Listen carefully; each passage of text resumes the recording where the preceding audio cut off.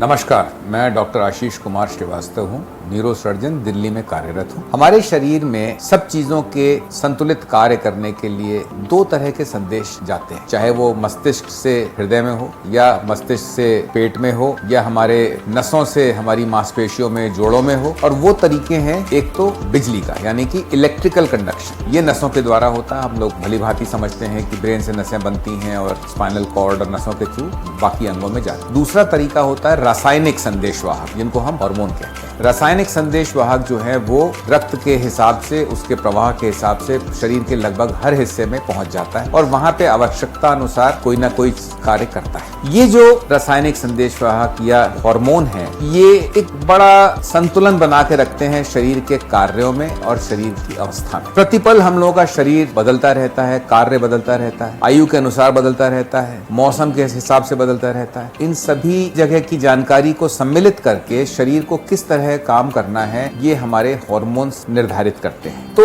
ये आप समझ सकते हैं कि ये कार्य तभी अच्छी तरह से हो सकता है, सुचारू रूप से, यदि हमारा शरीर निरंतर हमारे मस्तिष्क को और हार्मोन पैदा करने वाली ग्रंथियों को एक संदेश भेजता रहे कि अब ये चाहिए, अब वो चाहिए, अब इसको कम करो, अब इसको ज्यादा करो। मैं बहुत ही साधारण भाषा में आपको इन चीजों को बता रहा हूँ क्योंकि ये मूलभूत है। इसके बाद जब ऐसे हमको संदेश मिलते हैं बाकी शरीर से, तो वो मस्तिष्क से फिर पिट्यूटरी नाम के एक ग्रंथ में जाते हैं, जो कि बिल्कुल लगभग मस्तिष्क के बेस में यहाँ पर और नाक के पीछे होता है। उसको हम मास्टर ग्लैंड भी कहते हैं। पिट्यूटरी से फिर कंट्रोल होता है, नियंत्रण होता है कि बाकी हार्मोन बनाने वाली ग्रंथियां कितना हार्मोन बनाएंगी, कैसे उसको शरीर में छोड़ेंगी और उसका क्या प्रभाव होगा। कई जो महत्वपूर्ण हार्मोन है उनका मैं नाम आपसे साझा करूंगा। वो है इंसुलिन, जैसा मैंने बताया, जो कि खाने के पचाने में कार्य करता है। थायरॉक्सिन, जो कि हमारे थायराइड ग्लैंड, ये जो घेंगा जिसको कहते हैं ना, ये उससे निकलता है। इसी तरह से जैसा मैंने बताया था कि एक उम्र के अनुसार स्त्रियों में बच्चा पैदा करने की शक्ति होती है और कुछ समय बाद वो खत्म हो जाती है। तो उस प्रजनन अवधि में ईस्ट्रोजन और प्रोजेस्टेरोन की आवश्यकता पड़ती है। हर महीने जो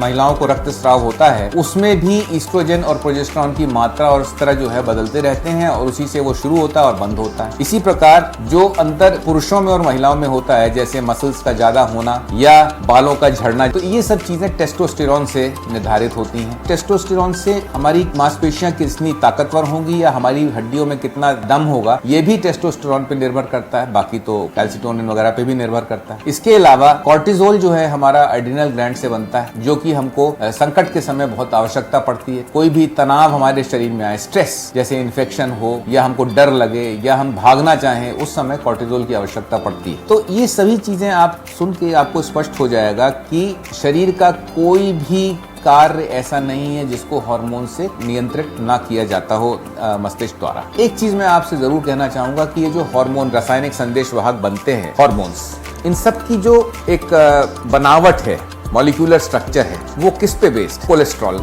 मॉलिक्यूल पे। अब कोलेस्ट्रॉल सुनते ही जो है ना, आजकल लोगों को एक बदहवासी सी आग सी हो जाती है, एक कोलेस्ट्रॉल बढ़ गया तो हार्ट डिजीज हो जाएगी। लेकिन एक सही मात्रा में कोलेस्ट्रॉल शरीर के लिए अति आवश्यक है, इसी हार्मोन बनाने के लिए और बहुत से कामों के लिए। सबसे सेहतमंद अगर कोलेस्ट्रॉल कहीं से हमको मिलता है, जो कि हमारे हार्मोन बनाने की प्रक्रिया में बहुत महत्वपूर्ण योगदान करता है, वो है अंडे का पीला हिस्सा। इसमें कोलेस्ट्रॉल होता है जो कि प्रोटीन से शायद उतना ही आवश्यक है जितना कि प्रोटीन। धन्यवाद।